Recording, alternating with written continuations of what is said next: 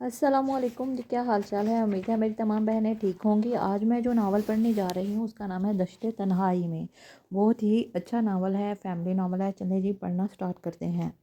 دشت تنہائی میں اے جانے جہاں لرزاں ہیں تیری آواز کے سائے، تیرے ہونٹوں کے سراب دشت تنہائی میں، دوری کے خس و خاک کے تلے کھل رہے ہیں تیرے پہلو کے سمن اور گلاب، اٹھ رہی ہیں کہیں قربت سے تیری سانس کی آنچ، اپنی خوشبو میں سلگتی ہوئی مدھم مدھم، دور افق پار چمکتی ہوئی قطرہ قطرہ گر رہی ہے تیری دلدار نظر کی شبنم، دشت تنہائی میں اس قدر پیار سے اے جانے جہاں رکھا ہے دل کے رخسار پر تیری یاد نے ہاتھ۔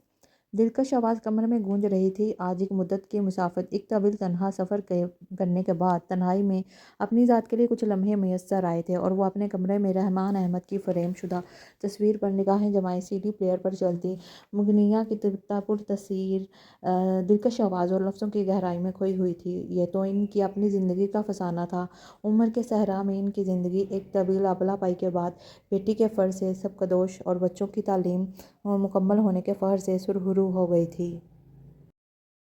آج وہ دن آ گیا تھا جو ان کی انتھک جدوجہد، محنت اور کامیابی کا ثمر بن کر آیا تھا۔ اس طویل مسافت میں انہوں نے اپنی زندگی کے سنہرے دن اس دشت تنہائی میں اکیلے سفر کرتے ہوئے گزار دیے تھے، مگر اب بھی آنکھوں میں کسی کے انتظار کی جوت بجھی نہیں تھی۔ گو کہ عمر نے ماہوں سال کی کتنی مسافت طے کر لی تھی۔ جوانی کی دہلیز سے بڑھاپے میں قدم رکھ دیا تھا۔ اب نہ جوانی رہی اور نہ ہی دل میں پلتے جواں مہکتے جذبے۔ بہت پہلے انہوں نے ان سارے لطیف جذبات و احساسات کو حالات کی سخت بھٹی میں جھلسنے کے لیے وقت کے بے رحم ہاتھوں کے حوالے کر دیا تھا۔ وہ خود جیسے سرد جسموں کا گلیشیئر بن گئی تھیں، جن پر حالات کی سختیاں اور موسموں کی شدتیں کچھ بھی اثر انداز ہونے نہیں پاتی۔ انہوں نے خود کو اتنا مضبوط بنا لیا تھا کہ زمانے کی تند و تیز ہوائیں کا مقابلہ کر سکیں۔ حالانکہ مرد کے بغیر ایک تنہا عورت کبھی مضبوط نہیں ہوتی۔ یہ معاشرہ ایک تنہا عورت کو کبھی مضبوط بننے نہیں دیتا، اسے کبھی تحفظ فراہم نہیں کرتا۔ وہ اپنے گھر کی چار دیواری میں بھی غیر محفوظ ہوتی ہے۔ معاشرہ اس کی عدلی کمزوری سے فائدہ اٹھانا چاہتا ہے۔ شکاری گھات لگائے بیٹھے ہوتے ہیں، کب وہ حالات کے ہاتھوں مجبور ہو کر کمزور پڑے اور وہ اونگتے بھیڑیوں کی طرح جھپٹ کر اپنے شکار کو ہڑپ کر جائیں۔ صفیہ رحمان کے لیے بھی زندگی اتنی ہی کٹھن ہو گئی تھی جتنی اس معاشرے میں کسی تنہا کمزور عورت کی ہوتی ہے۔ رحمان کے دیار غیر نوکری کے گھر سے جانے کے بعد تنہا چار بچوں کے ساتھ انہوں نے عمر بھر یہ طویل عرصہ ایک پلے سرات پر چل کر کاٹا تھا۔ برسوں بعد کڑی محنت و مشقت کے بعد تنہائی اور سکون میسر آیا تو وہ بیتے دنوں کو یاد کرنے بیٹھ گئی تھیں۔ گیت کے بولوں میں الجھتے وہ ماضی کی وادی میں دبے پاؤں اتر گئی تھیں۔ 12 سال پیچھے جہاں زندگی کی کچھ نرم میٹھی یادیں اور حالات کی ستم ظریفیاں تھیں جن سے وہ اور ان کے شوہر نبرد آزما ہونے میں نڈھال ہو چلے گئے تھے، اور بالآخر رحمان نے ایک انتہائی فیصلہ کر لیا تھا کہ جو ان کے بیوی بچوں کے مستقبل کے لیے ناگزیر گزرا، اب سمجھنے کی کوشش کیوں نہیں کرتے؟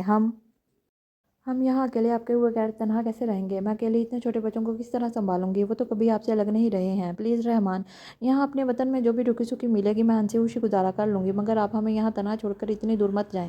صفیہ نے رحمان کے سامنے سے کھانے کے برتن سمیٹتے ہوئے مخاطب کیا تھا۔ اسے کسی حال میں بھی رحمان کی جدائی گوارا نہ تھی۔ اس وقت بچے ساتھ والے کمرے میں بے خبر سو رہے تھے۔ وہ ان کے سامنے رحمان سے اس موضوع پر بات کرنا نہیں چاہتی تھی۔ اگر بچوں کو معلوم ہو جاتا تو وہ خاصے ڈسٹرب ہوتے۔ تم اچھی طرح جانتی ہو صفیہ، شہر کے جو حالات ہیں ان دنوں، اب ان حالات میں کاروبار چلنا ممکن نہیں رہا، اور نوکری بھی تو اتنی آسانی سے نہیں ملتی۔ میں کوئی ہنسی خوشی تم لوگوں سے دور جانا نہیں چاہتا، مگر کیا کروں، مجبوری ہے۔ میں اتنی دور پردیس بچوں کے بہتر مستقبل کے لیے ہی جا رہا ہوں۔ یہاں تو اب شاید دال روٹی بھی مشکل سے ملے گی۔ ایسا لگتا ہے جیسے ملک میں کوئی قانون نہ ہو، جمہوری حکومت نہیں بلکہ گنڈا راج قائم ہو۔ آئے دن بم دھماکے، راتوں رات دن میں بھی انسانوں کی جان و مال کا تحفظ ممکن نہیں رہا۔ ہم عام انسانوں کی کیا اوقات ہے؟ یہاں تو خود سیاست دانوں اور علماء تک کی زندگی محفوظ نہیں رہی۔ مجھے تو یقین ہونے لگا ہے اس شہر کے حالات ایک دن اسے ویران کر دیں گے، لوگ یہاں سے ہجرت کرنے پر مجبور ہو جائیں گے۔ رحمان بولتے بولتے کافی تلخ سچائیاں بیان کرنے لگا تھا۔ صفیہ پڑھی لکھی ہونے کے باوجود گھریلو عورت تھی۔ باشعور ہونے کے باعث اسے بھی حالات کی سنگینی اور زندگی کی کٹھنائیوں کا خاصا شعور تھا۔ وہ بھی آج کل کے حالات سے واقف تھی اور رحمان کی تلخ مگر سچی باتیں سن کر اپنے بچوں کے مستقبل کے لیے فکرمند ہو گئی تھی۔ رحمان کی پرانی گاڑیوں کی مرمت کی ورکشاپ تھی اور ان دنوں شہر کے ناگفتہ حالات کی وجہ سے کاروبار بہت مندانہ چل رہا تھا۔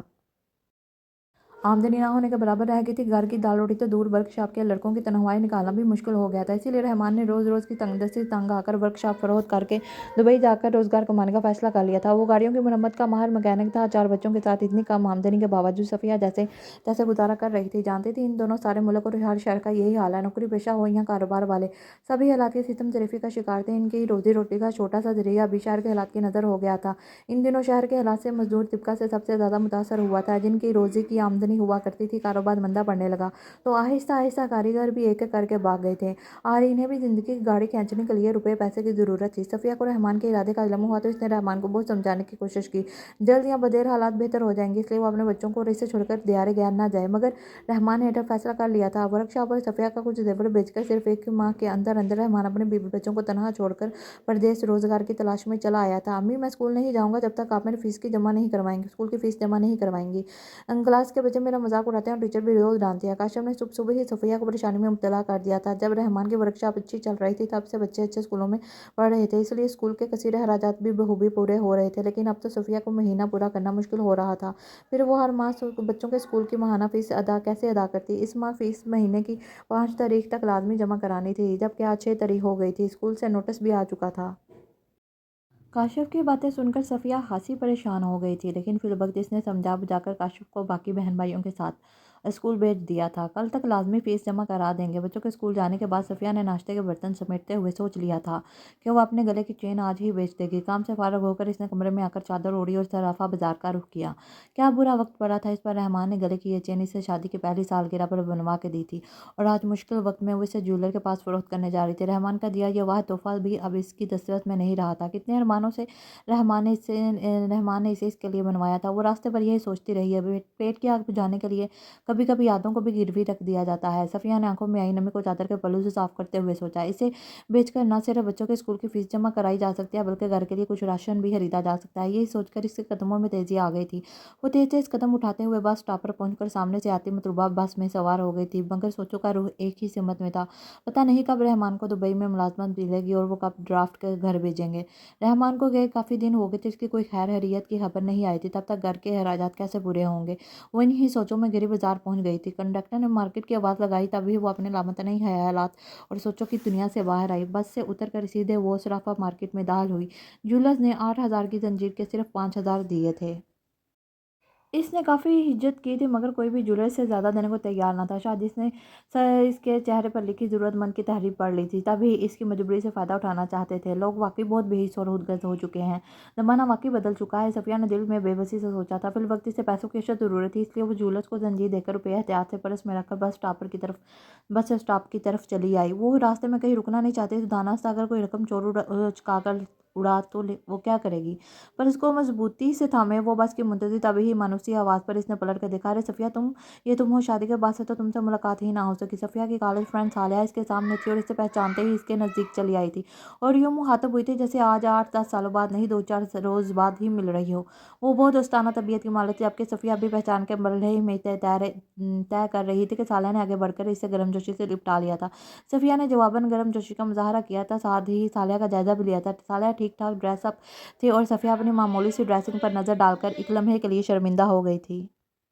एक वो वक्त था जब सफ़िया अपनी ड्रेसिंग के मामले में कितनी चूधी होती थी। नत नई फैशन के साथ मुताबिक ड्रेसेस इस्तेमाल करना इसका शौक था। अब तो जैसे ध्यान ही नहीं रहता था शलवार कमीज़ के साथ दुपट्टा मैचिंग का भी था या नहीं। इसने तो पीछे ऐसे थे खुद पर हर्ज करना ही छोड़ दिया था। बहुत ही बच्चों की छोटी छोटी ज़रूरियात पूरी नहीं हो पाती थी। हालात ने इसे आजमाइश के दोहराए पर ला खड़ा किया था। कोशिश के बावजूद वो सालिया के दरियाफ्त ने पर अपने हालात इसे छुपा ना सकी और सब कुछ मुख्तसरन इसे बता दिया था।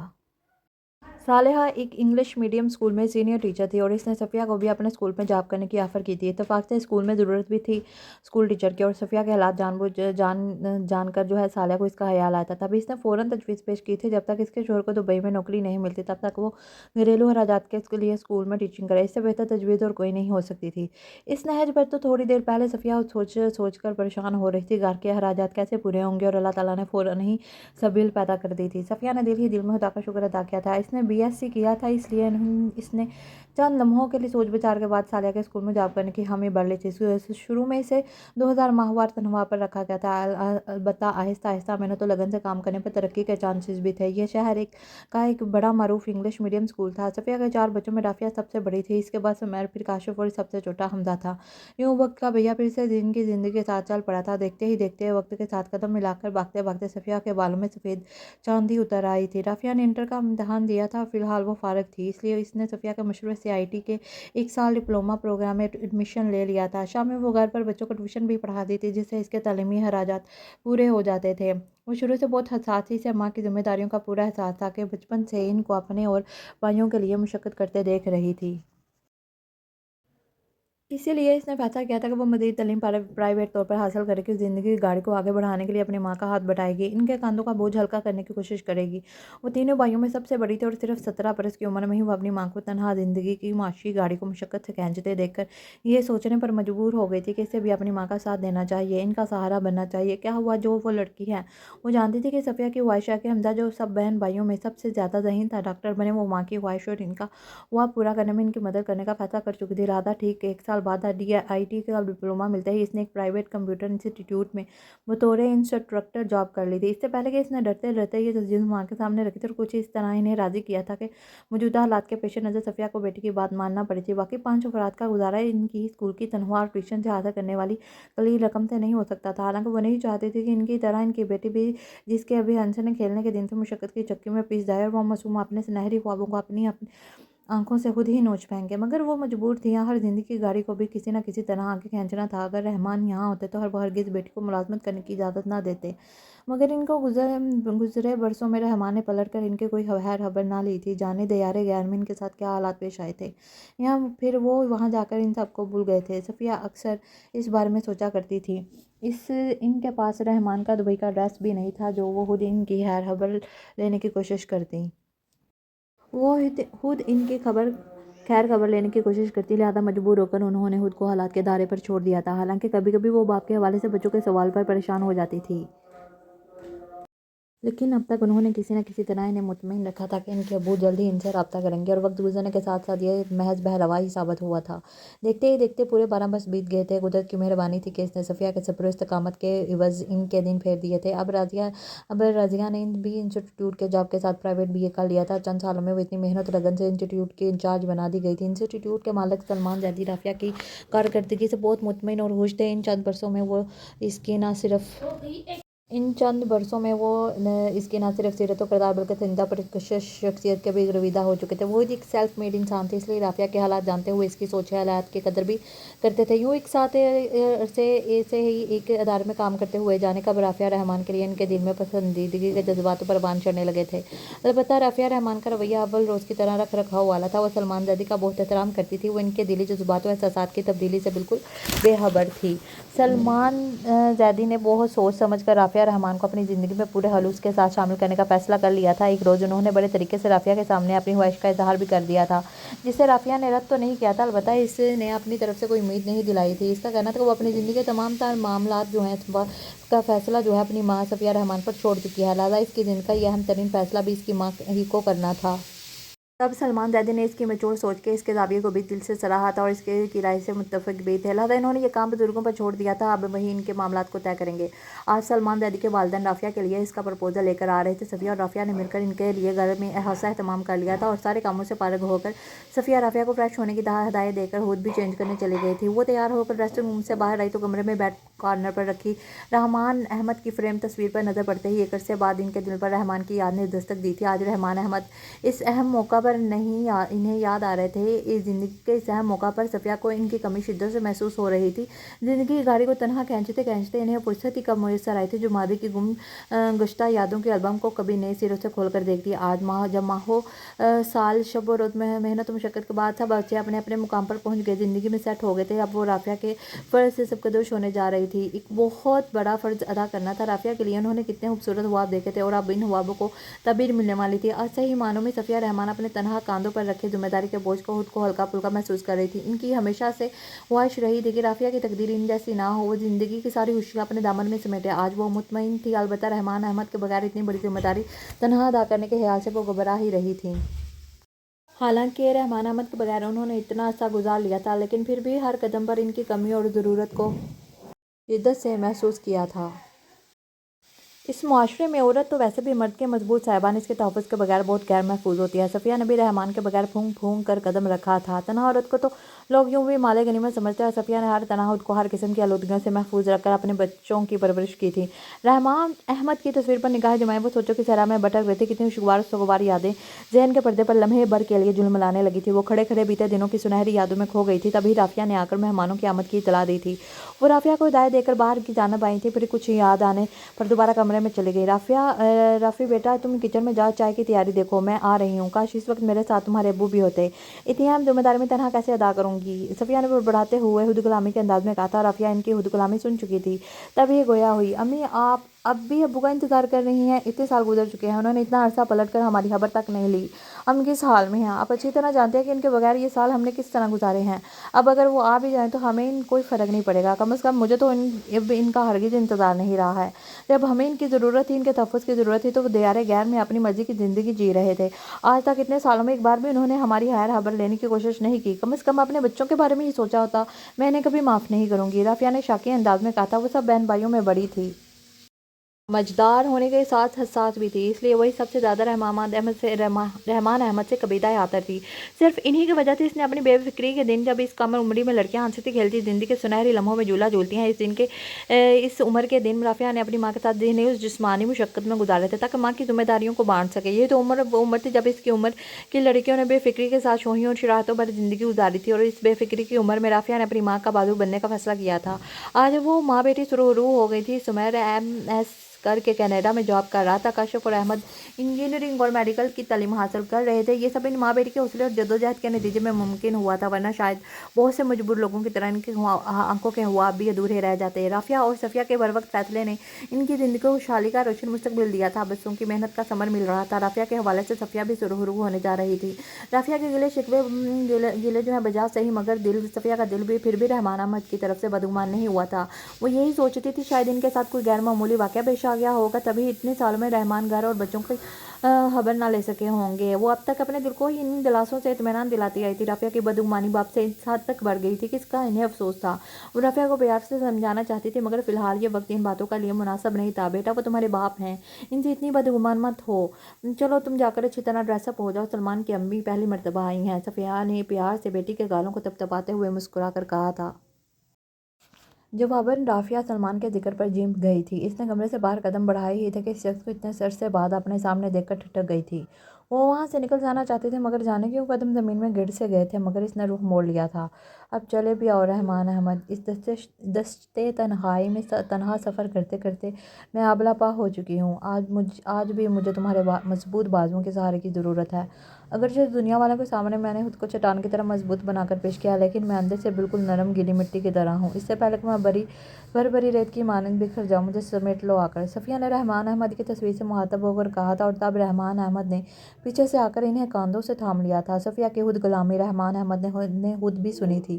وہ تھوڑی دیر پہلے ہی اس کمرے تک پہنچے تھے۔ بڑی مشکل سے صفیہ کے نئے گھر کا ایڈریس معلوم کیا تھا، اور اب تک کسی تھکے ہارے مسافر کی طرح اپنی منزل تک آ پہنچے تھے۔ ان کے درمیان برسوں کا فاصلہ حائل رہا تھا، اور آج وہ ان سے صرف چند قدموں کے فاصلے پر تھیں۔ تمہارا انتظار، یہ تمہاری مسافت ختم ہوئی صفیہ، میں آ گیا ہوں۔ رحمان احمد نے کاندھوں سے تھام کر ان کا رخ اپنی جانب سے کیا تھا۔ مانوسی آواز پر صفیہ جیسے خواب کی کیفیت میں ان کے سامنے حیران کھڑی تھی۔ انہیں اپنی آنکھوں پر یقین نہیں آ رہا تھا۔ تبھی رحمان احمد نے ان کے ہاتھ تھام لیے تھے، اور وہ ڈرتے ڈرتے یقین کی دنیا میں لوٹ آئی تھی۔ خدا نے ان کی دعا اتنی جلدی قبول کر لی تھی کہ وہ دل ہی دل میں اپنے رب کی شکر گزار تھی۔ ایسے موقع پر ماں باپ دونوں کی موجودگی کی کتنی اہمیت ہوتی ہے، یہ سوچ کر صفیہ نے رافعہ کے خوشگوار مستقبل کے لیے صدقے دل سے دعا کی تھی، تاکہ ان کی بیٹی والدین کی دعاؤں کی چھاؤں میں اپنے گھر سے رخصت ہو۔ ان کی دعا مستجاب ہوئی تھی۔ رحمان، تم آ گئے، شکر خدا کا، اب میری رافعہ باپ کی چھاؤں میں اس گھر سے رخصت ہوگی۔ صفیہ نے سفر کی تھکان سے نڈھال اور یس مردہ کھڑے شخص کو دیکھ کر فرد مسرت سے کہا تھا۔ وہ اس وقت بے انتہا خوش تھی، سب کچھ بھول گئی تھی کہ کس طرح اتنے عرصے سے رحمان احمد ان سے لا تعلق رہتے۔ رحمان احمد کو سامنے پا کر وہ سارے گلے شکوے بھول گئی تھی، مگر رافعہ ابھی تک ان سے رخ موڑے کھڑی تھی۔ صفیہ اپنی خوشی میں اسے دہلیز کے پار کھڑا دیکھ ہی نہیں سکی تھی۔ انہیں کیا معلوم تھا کہ رافعہ اپنے باپ سے اتنی متنفر ہو چکی ہے، کتنے عرصے بعد انہیں اپنے سامنے دیکھ کر بھی اپنی ناراضگی برقرار رکھے گی، جبکہ رافعہ کھڑی سوچ رہی تھی کہ اب جب اس کی ماں نے برسوں کی تنہائی بڑی कड़ी मुशक्क़त सज़ा की तरह काट ली थी। वो न जाते दहिंदा बन कर चले आए थे। वो अपनी माँ के सारे कड़े लम्हों के गुबात से शऊर संभालते ही इसने सबसे पहले माँ के दुख को शिद्दत से महसूस किया था और तभी इसने सोच लिया था कि वो रहमान अहमद को कभी माफ़ नहीं करेगी। राफिया बेटा, तुम्हारी नाराज़गी अपनी जगह, मगर वो इतने अरसे बाद लौट कर हमारे पास आए हैं। प्रदेश जाकर उन्होंने हमें बुला दिया या फिर इनकी कोई मजबूरी थी। मैं अपनी तनहा सफरी का कोई हिसाब इनसे नहीं मांगूंगी। मेरे लिए यही काफ़ी है कि वो इस अहम मौका पर इस बड़ी जिम्मेदारी को खुशूसलूबी से अदा करने के लिए ये मेरे साथ होंगे। तुम भी इन्हें माफ़ कर दो। सफ़िया ने बेटी से मुखातब होकर कहा। जवाबन वो आगे की जानब कदम बढ़ा चुकी थी, मगर इससे पहले ही रहमान अहमद ने आगे बढ़कर इसे शानों से थाम लिया। कितनी बड़ी हो गई थी इनकी छोटी सी लाडली बेटी, इनकी इकलौती बेटी थी, इसलिए इन्हें राबिया से ज़्यादा प्यार था। मगर तकदीर की सितम ज़रीफ़ी थी कि वैसे और इस दूसरे बच्चों के साथ बहुत सा प्यार और ज़िंदगी भर का तहफ़्फ़ुज़ देने में नाकाम रहे थे। वो तो अपने बच्चों के रोशन मुस्तकबिल के हाथों पर देश गए थे। इनको क्या मालूम था कि तकदीर के हाथों इतने बेबस हो जाएंगे। वक्त इन पर मेहरबान ना था तो ज़िंदगी ने भी कड़ी आजमाइश में मुब्तला कर दिया था। वो इसके सामने अपनी बेगुनाही साबित करना चाहते थे। मुझसे इतनी बदगुमान हो गई हो राफ़ी बेटा कि मुझे अपनी सफाई में कुछ कहने की इजाज़त भी नहीं दोगी। वो बचपन में इससे प्यार से अक्सर रफ़ी कहा करते थे। तभी ही न चाहते हुए भी राफिया के बढ़ते कदम रुक गए थे। वो टूटी हुई इनके सामने खड़ी थी, जबकि रहमान पशेमानी के एहसास से नढाल हो रहे थे। सफ़िया भी शोर की शिकस्ता हालत पर पसीज गई थी और बढ़कर बेटी के शानों पर नरमी से हाथ रख दिया था। बेटा, अपने अब्बू की बात तो सुन लो, वो क्या कहना चाहते हैं। तब राफिया वहाँ रुक कर इनकी रुदास होने लगी थी और रहमान अहमद ने यहाँ से दुबई तक के सफ़र की रुदात और इसके बाद जेल में गुजरे अज़ियतनाक दिनों की दास्तान इन्हें सुना डाली। उन्होंने दुबई जाने के लिए जिस शख्स को वीज़ा और पासपोर्ट के लिए पैसे दिए थे, वो जाली वीज़ों पर गैर कानूनी तरीके से लोगों को बैरून मुल्क भेजता था। लिहाजा दुबई पहुंचकर जाली वीज़े पर गैर कानूनी तौर पर दुबई आने वाले वहां की जेल में इन्हें बेकसूर होने के बावजूद 12 साल कड़ी सजा की तरह काटने पड़े थे। वो तो अपने बच्चों का सुनहरी मुस्तकबिल का हुआ अपनी आंखों में बसाकर ज़ियारे गैर में रोजी कमाने आए थे। सब जानते थे कि यूं बेकसूर होकर भी किसी की जालसाजी का शिकार हो जाएंगे। इन 12 वर्षों में मुल्क में 3-4 हुकूमतें तब्दील हुई थी, मगर किसी हुकूमत ने भी इक़्तिदार में आकर इस अहम मसले के सद्देबाब के लिए जाली वीज़ा और पासपोर्ट बनवा कर गैर कानूनी तरीके से पाकिस्तानियों को बैरून मुल्क भेजने वाले ग्रोहों के खिलाफ कोई कानूनी कार्रवाई न की और ना ही इसकी रोकथाम के लिए कोई इकदाम किया। और अब 12 वर्षों के बाद मौजूदा हुकूमत की कोशिशों से बरसों से बैरून मुल्क जेलों में मुकीम पाकिस्तानियों को कैद से रहाई मिली थी। रहमान अहमद भी पूरे 12 वर्ष के बाद रहा होकर सिर्फ 15 रोज़ के अंदर अंदर अपने वतन वापस लौट आए थे और सबसे पहले अपनी प्यारी धरती को सजदा किया। यहाँ आकर बड़ी मुश्किल से उन्होंने सफ़िया के नए घर का एड्रेस हासिल किया था और आज यहाँ आ पहुँचे थे। उन्होंने यहाँ पहुँचकर खुदा का शुक्र अदा किया था, जिसने भला हर तवील जला वतनी के बाद इन्हें इनकी मंजिल तक पहुँचा दिया था। सारी हकीकत जानने के बाद सफ़िया के साथ साथ राफिया ने भी इन्हें माफ़ कर दिया था। वो बेकसूर थे, बल हालात की सितम ज़रीफ़ी का शिकार हुए थे। सफ़िया ने ही इन्हें मेहमानों की आमद के बारे में बताया था। तब रहमान अहमद ने सचमुच हाथ उठाकर अपने रब का शुक्र एक बार फिर अदा किया और सफ़िया की हमराही में कमरे से बाहर कदम बढ़ा दिए थे, इस अज़म और खुशी के साथ कि अब अपनी सारी जिम्मेदारियां सफ़िया के साथ मिलकर उसलूबी के साथ सर अंजाम देंगे। तब राफिया ही नहीं, सफ़िया के चेहरे पर भी बड़ी असुदा मुस्कुराहट दर आई थी।